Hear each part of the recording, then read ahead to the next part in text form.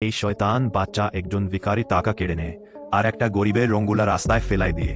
যখন সে রাস্তা দিয়ে যায় তার ভয়ে সব গাড়ি থামিয়ে দিয়ে, কারণ পিটার ছিল শহরের সবচেয়ে দুষ্টু ছেলে। যখনই সে স্কুলে আসতো তখনই শিক্ষক অ্যালার্ম বাজাতেন। সব বাচ্চারা বুঝতে পারতে যে পিটার এসেছে এবং তারা সবাই দৌড়ে পালাতে শুরু করত। কিন্তু তা সত্ত্বেও কিছু বাচ্চা পিটারের হয়রানির শিকার হতো। কিছু বাচ্চাগুলার বাবা মা পিটারের এমন দুষ্টুমির জন্য স্কুলে নালিশ করত তারা যেন তাকে স্কুল থেকে বের করে দেয়। কিন্তু প্রিন্সিপাল বলেন পিটারের বাবা খুব ধনী এবং এই স্কুলটি তার দান। একদিন একটি নতুন ছেলে মাইক স্কুলে আসে। পিটার তার নতুন লক্ষ্যবস্তু পায়। মাইক যখন খাচ্ছিল তখন পিটার তাকে তার আসন খালি করতে বলে, কিন্তু পিটার খালি করে না, যার ফলে সে রেগে যায় এবং সে তাকে মারধর করে। স্কুলের পরে ছেলেটির দাদি তাকে নিয়ে পিটারের বাড়ি যায় আর তাকে মাইক থেকে ক্ষমা চাইতে বলে, কিন্তু পিটার তাদের গাল দিয়ে পালায় যাইতে বলে আর তাদের মুখের উপর দরজা বন্ধ করতে যায়। ঠিক তখনই দাদি তাকে থামিয়ে দিয়ে আর পিটারকে একটা অভিশাপ দেয়। ঠিক তখনই জ্বর হাওয়া আসে ইয়াই আর পিটার ভয়ে দরজা বন্ধ করে।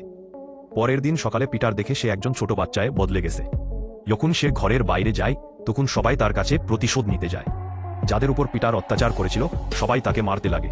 তখনই মাইক আসে ইয়াই আর সবাইকে থামিয়ে দেয়। তারপর পিটার মাইকের বাড়ি যায় আর তার দাদির পা ধরে ক্ষমা চায়।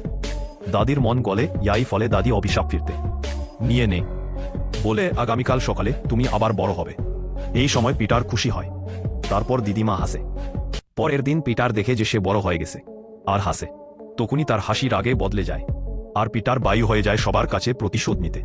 রাস্তায় যাওয়ার সময় একজন বুড়ার ফুলগুলা পা দিয়ে কুচালাই দেয়। তখনই বুড়াটা তাকে আওয়াজ দেয়।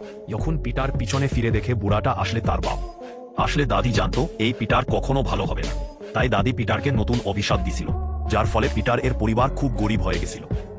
তখনই পিটারের বাপ তাকে কাজে হাত লাগাইতে বলে আর এটা শুনে পিটারের হুঁশ উড়ে যায়।